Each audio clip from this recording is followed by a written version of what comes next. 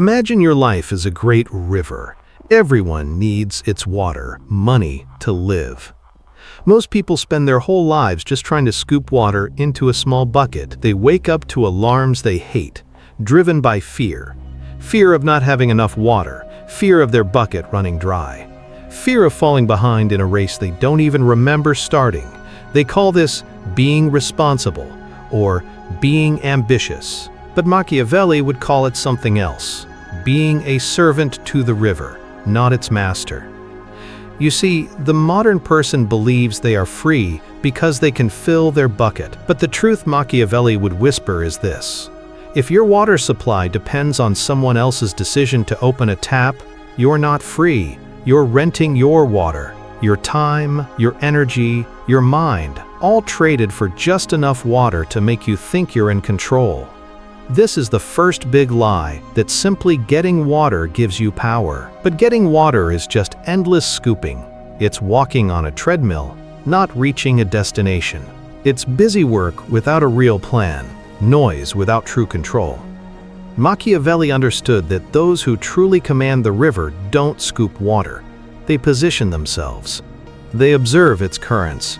They build the river itself. The ordinary person gets water by scooping. The ruler gets it by designing the dam and irrigation system. Look at history. The most powerful people rarely did the scooping. They were the ones who decided where the river would flow. They didn't work in the fields. They mapped the entire water system. They didn't beg for water. They controlled its very flow. To them, money wasn't something to just get. It was something to design, to use, to turn into a powerful tool. And this is where most people remain blind. We tell children to study hard so they can get a job, a small steady tap. We tell adults to work harder so they can climb the ladder. But we never ask the most important question: who built the river system itself? And even more important, who can turn off the water? Because the moment you define your worth by how much water you can scoop, you've already agreed to a system you don't control. You become easy to manage. Praise becomes a leash. A raise becomes a comforting distraction. And before you know it, you're no longer working for a mighty river. You're just working for reassurance that your small tap won't be turned off. This is the difference Machiavelli saw. The governed scoop water. The governor uses water to shape what others believe and how they act. If these truths about mastering the river of wealth are starting to flow into your mind, you're ready to build your own dam. Hit that like button now. And make sure to subscribe to the channel and turn on notifications so you don't miss our next deep dive into these essential strategies. Your support helps us share this crucial wisdom. Chapter 1: The Mirror of the River, What Water Reveals. Machiavelli knew that real power comes not from having water, but from controlling how others believe they can get it. That's why the powerful ruler doesn't need to be overly generous. He only needs to make others believe he can be. The potential to give is the control. The illusion of ease is the tool. This is the mind game of money. You're told to get water, but in getting it, you often lose what matters most, the ability to walk away from the river. And the person who cannot walk away is not free, they are owned. Because when money becomes your master, you behave like a servant. You worry too much, promise too much, work too hard. You smile when you want to shout. You agree when you want to refuse. You call it being professional or smart. But Machiavelli would see it for what it is: obedience bought with comfort. So what's the alternative? What does it mean to command the river, not just scoop from it? And it begins with a deep change, not just in your plan, but in who you believe you are. You must stop seeing yourself as a simple scooper and begin seeing yourself as the river architect. Because the scooper asks, how can I get more water? But the architect asks, how can I create a system that gives water to others, and they depend on it? And that is the first Machiavellian law of commanding money. Don't chase water. Build a powerful current that draws it to you. When you chase, you operate from need. But when you build something others need, like an irrigation system, the chase reverses. Suddenly, you're not just buying water, you are the source of water. And when you are the source, the rules change. You set the price. You decide the pace. You choose who gets access and who doesn't. This magnetic pull, gravity, is the ultimate power, and it's how rulers rise. Look closely at the powerful. They don't beg for approval, they don't apply for jobs. They don't sell their time like simple goods. They build themselves in ways that make others need to stay close, to listen, to follow. Their income isn't just money. It's respect, it's control, it's protection from noise. To work for money is to be fragile. Your value depends on what others think, on their judgment, on market trends. But to command money is to be unstoppable, to make people rely on you without even knowing why. And this doesn't happen overnight. This is the hard, quiet path of real power. It's not about being famous quickly. It's not about winning the lottery. It's about building a life where your very presence becomes valuable, not just your hard work. Your very existence as the architect of the river. And that takes planning. That takes vision. That takes something most never develop: economic self-respect. Because if you don't respect your time, your life's turns, someone else will price it for you. And they'll always pay you just enough to keep you busy, but never enough to set you free. Machiavelli saw this clearly. He watched empires fall not because of war, but because they became financially dependent. Leaders became reliant on foreign lenders. Generals took money from enemies. Officials sold favors to keep their positions. All believed they were still in control. All blind to the one truth Machiavelli never forgot: the person who pays you can eventually own you. And once you're owned, your power is no longer yours.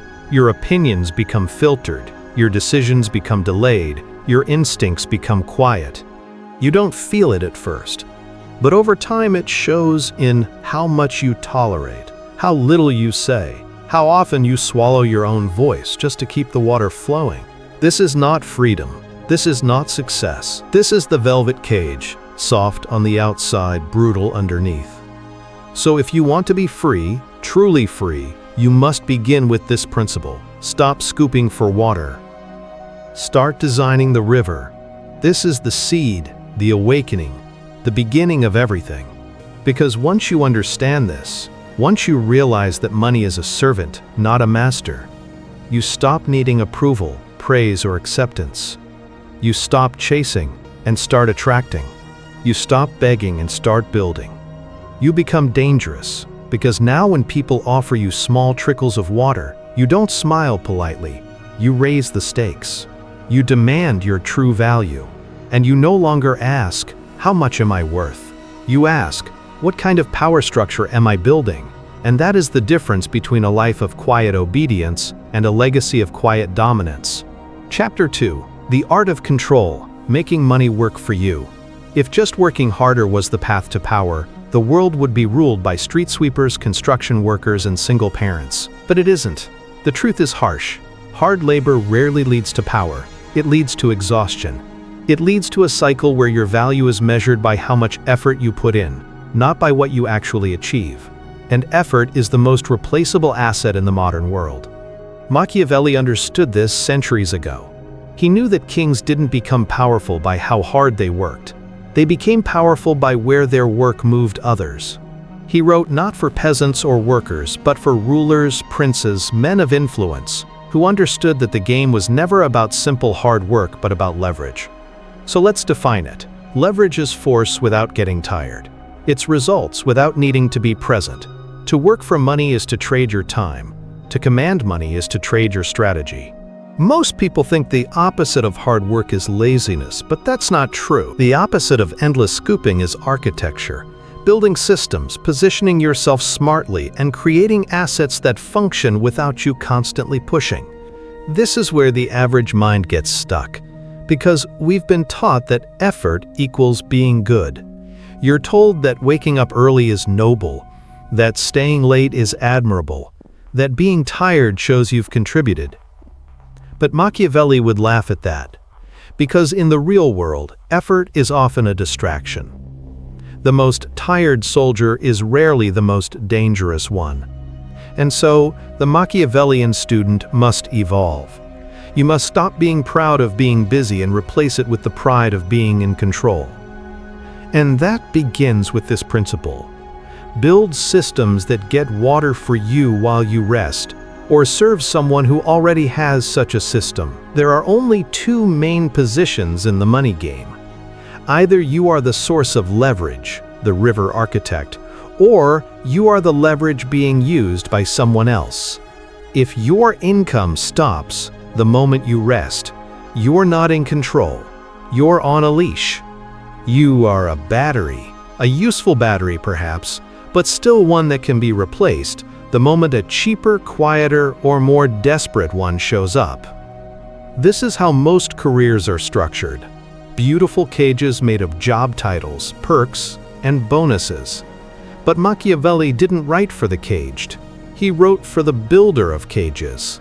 He would tell you this. Build income like you build a fortress. It must have layers, strong walls, backup plans. It must survive storms, betrayals, and quiet times. You do not want a life where you only earn when you're visible.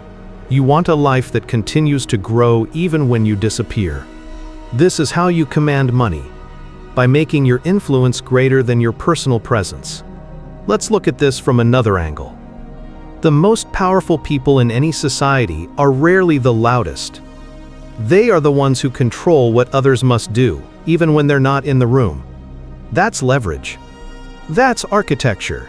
That's the kind of power that doesn't beg, it bends. So ask yourself, are you paid based on your time or on what you achieve? Are you needed for doing the work or for making decisions? Can your income survive your silence? Because the moment your money depends on you constantly talking, showing up, or giving approval, you are a hostage. A well-paid one, maybe, but still trapped in the need to constantly perform. That's not power, that's high-class servitude. So how does the Machiavellian escape? He starts small. Quietly, strategically, he begins shifting from just putting in effort to owning something. This is a key principle. Own something that others can't easily copy. That could be a business, a special skill, a strong network, a unique idea, but it must be yours. Something that gives you an advantage, not just a job. Something that grows without needing your hands on it every second of the day. Because the most dangerous person in the room is not the one with the best performance. It's the one no one knows how to replace. Ownership isn't just about money. It's about being present without being dependent. When you own the source of value, like the river's spring, you no longer need to convince anyone. You no longer need to explain your price. You are the system, and systems do not negotiate, they dictate. That's how leverage works. Think about it. A person who owns a rental property gets paid every month, whether they show up or not. A writer who licenses their unique ideas earns, while others promote their work. A leader who builds a loyal team doesn't need to control every small task. The system moves without his constant input. And this is the secret Machiavelli would teach you if he were alive today. You don't rise by working harder. You rise by building things that don't fall when you rest. Because rest is not weakness, it's a test. And most people fail it because they've built their income on a foundation that collapses the moment they go quiet. So let's ask the darker question. Why do most people avoid building leverage? Because leverage takes time. It takes planning. It takes delaying your ego, not seeking quick praise. It's much easier to post about how busy you are than to truly build your freedom. It's more satisfying to feel productive than to feel patient, but patience is the currency of kings. Leverage is the reward for those who resist the temptation of applause. You see, to build leverage, you must first become non-reactive. You must stop chasing shiny things. You must ignore the pressure to always be seen working. You must become immune to praise, to trends, to urgency. Because every time you react emotionally, you hand control back to someone else. Every time you trade your strong principles for a quick paycheck, you shrink your domain. The Machiavellian doesn't flinch.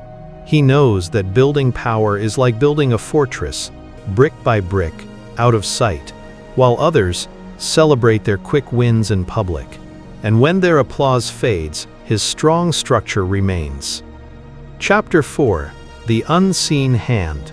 Mastering Information and Presence. This is a key principle. Never confuse visibility with value. Just because you're seen doesn't mean you're paid. Just because you're loud doesn't mean you're listened to. And just because you're popular doesn't mean you're powerful. The real players, the ones who control the flow of money, information, and opportunities, they rarely scream. They build. They observe.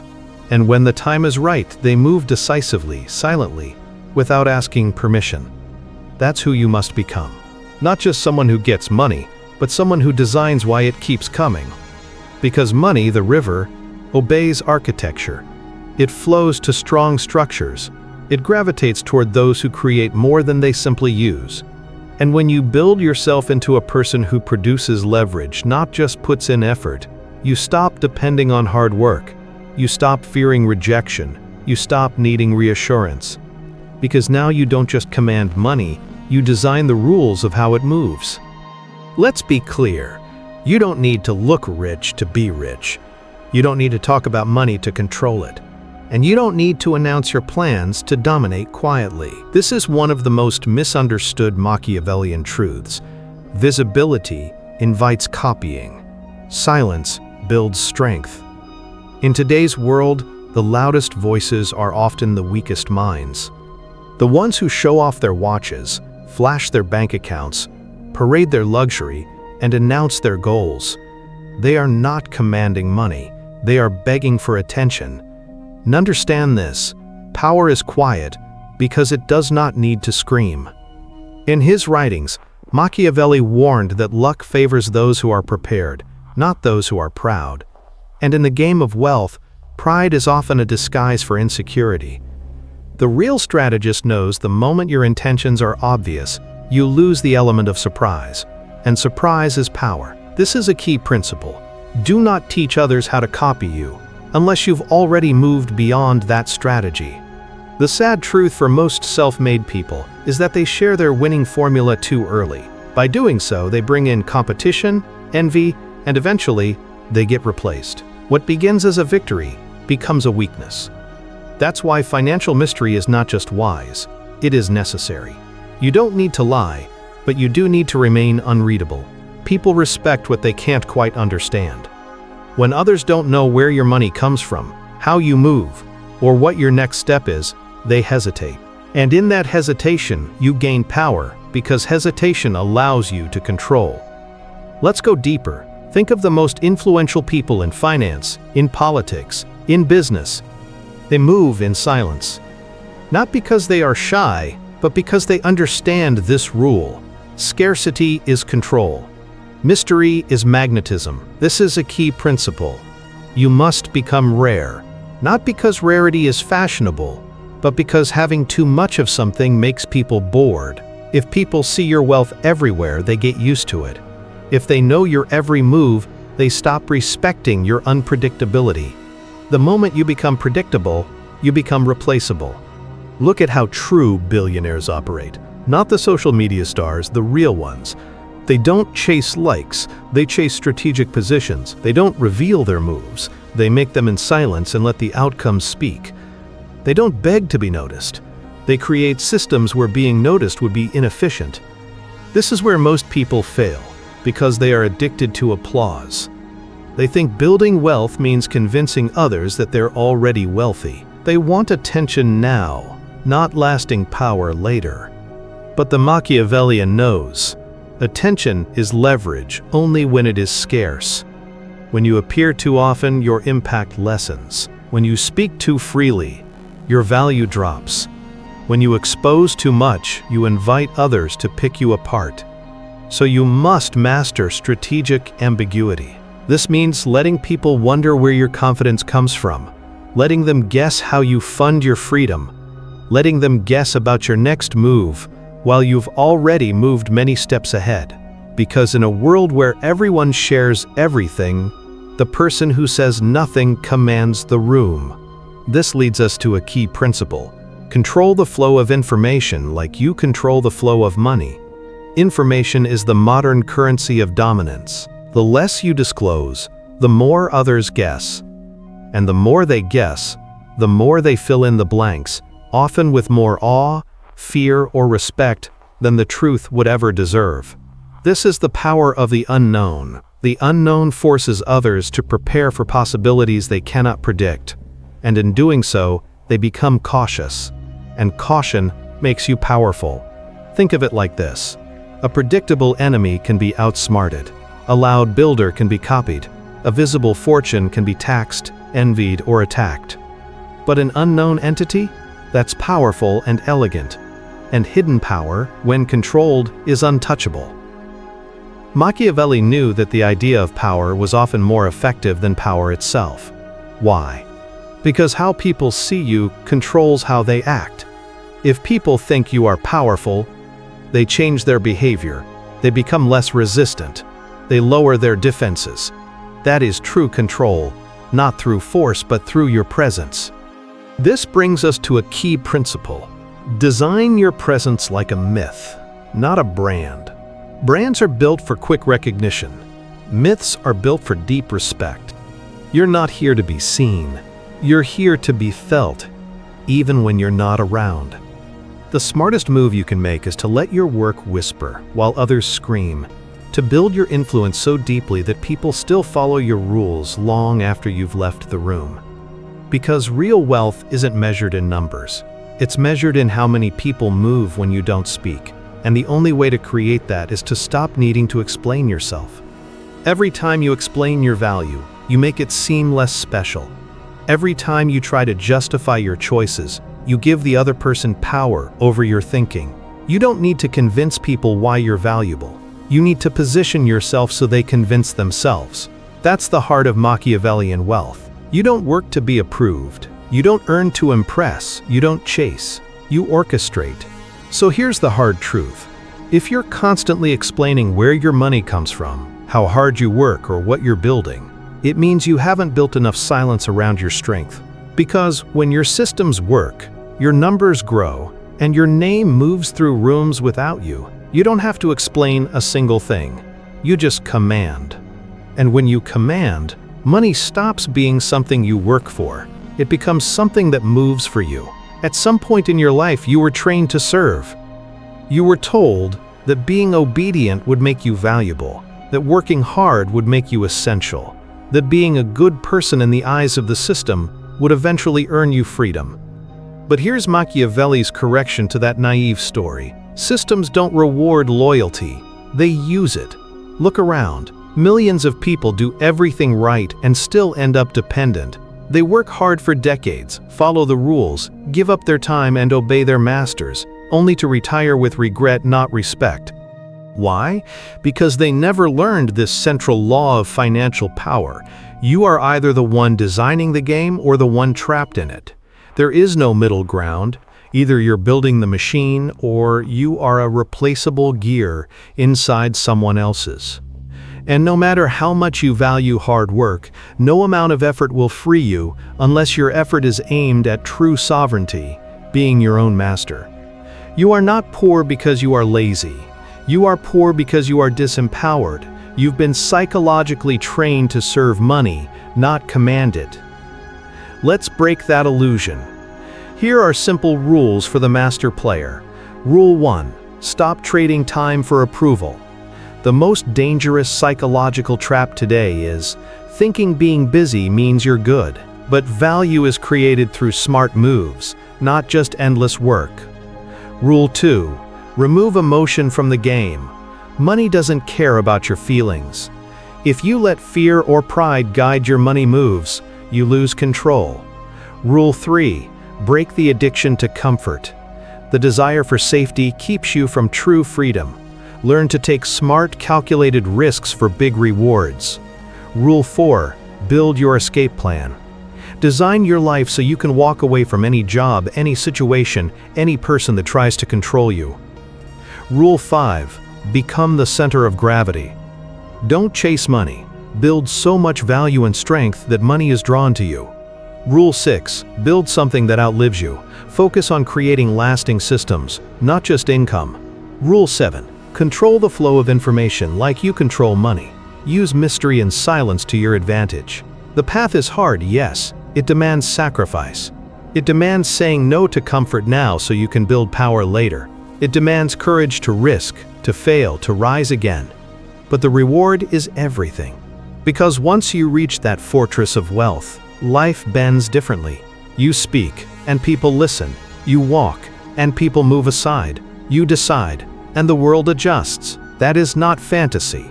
That is the real effect of wealth. Picture this clearly. You wake up in a strong nation you designed. No debt, no fear. Your accounts overflow with resources. Your investments feed you while you sleep. When someone calls, you decide whether to answer.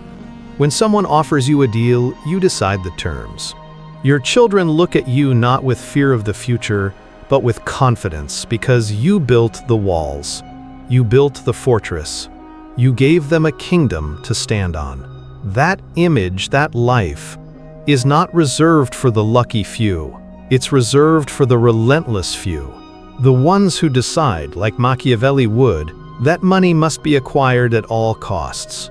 Not through luck, not through waiting, but through discipline, strategy, and an unbreakable will.